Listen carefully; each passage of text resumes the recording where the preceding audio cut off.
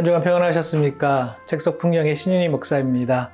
오늘은 양영주 목사님의 스토리 요한계시록이라고 하는 책을 분이엘 출판사에서 2021년도에 출판하였는데요.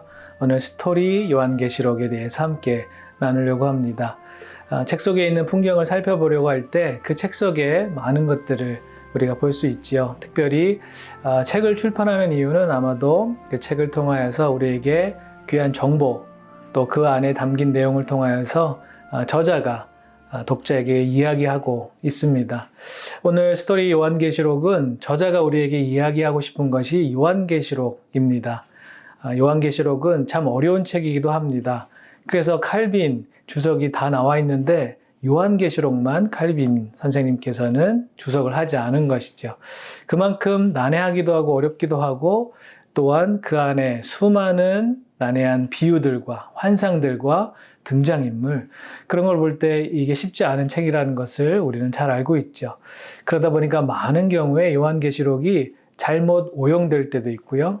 또 이단들의 주요 타겟된 그런 성경이기도 합니다. 이 계시록을 통하여서 우리에게 하시고자 하신 말씀이 분명히 있음에도 불구하고 우리는 많은 경우에 난해하기 때문에, 어렵기 때문에 요한계시록을 읽기를 두려워하기도 합니다. 요한계시록에 담겨져 있는 하나님의 뜻이 분명히 있음에도 불구하고 야, 이거 내가 잘못 해석하면 어떻게 하나, 이렇게 어려운 책을 내가 과연 읽어낼 수 있을까 하는 두려움 때문에 요한계시록이 우리에게 가까이 다가오는 것이 아니라 점점 멀어지는 책 중에 하나입니다. 저자인 양영주 목사님은 어떻게 하면 독자들에게, 교우들에게 이 요한계시록에 있는 깊이 있는 내용들을 설명하고 또 함께 나눌 수 있을까를 여러 차례 고민하고 또 그것을 해결해 보려고 노력하시는 분이기도 합니다. 바이블 백신이라고 하는 단체를 만들어셔가지고 그 바이블 백신을 통하여서 우리 속에 있는 성경의 내용들을 백신처럼 맞아서 이단들을 극복하고 특별히 참된 교리를 우리가 쉽게 그리고 자세히 알 수 있도록 하는 그런 단체를 운영하기도 하시는데요. 그만큼 요한계시록을 통하여서 우리에게 하고자 하시는 하나님의 말씀을 설명하고자 하셨습니다. 근데 그게 쉽지 않거든요. 그리고 특별히 요한계시록 세미나를 여러 차례 하셨는데 그때마다 많은 사람들이 조금 깊이 설명이 들어가려고 하면 어려워지기 시작하니까요. 잘 못 알아듣기 시작하더랍니다. 그래서 어떻게 해야 되나. 요한계시록에 있는 그 진리를 자세히 설명해야 되는데 이것을 어떻게 설명해야 되나 여러 차례 생각하고 고민한 끝에 많은 사람들이 이것을 스토리화해서 들려주었더니 그것은 제대로 이해하고 받아들이더랍니다. 아, 이거구나. 하나님의 말씀, 특별히 요한계시록 총 22장으로 되어 있는 이 어려운 성경책이라고 할 수 있는 것인데 이야기로, 스토리로 설명했더니 이해가 굉장히 빠르다는 것을 알게 되셨습니다. 그래서 너무나 많은 여러 권의 요한계시록을 주석처럼 쓸 수도 있겠고요. 또 많은 것들을 정리해서 많이 쏟아 부어 넣을 수도 있겠지만 그러나 요한계시록이 어떤 책인지를 이야기 형식으로 쓴 책이 바로 스토리 요한계시록입니다. 특별히 사람은 핑계를 찾으나 사랑은 방법을 찾는다, 이런 말이 있습니다. 우리가 요한계시록 어려우니까 그냥 넘어가자라고 할 수도 있는데요.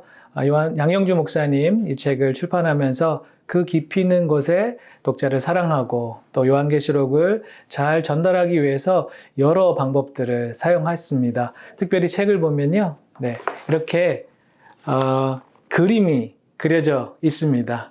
그리고 요한계시록을 이해하기 위해서 많은 화가들이 그림을 통하여서 보여주고 있는데요. 그 그림을 통해서 설명도 하고 있고요.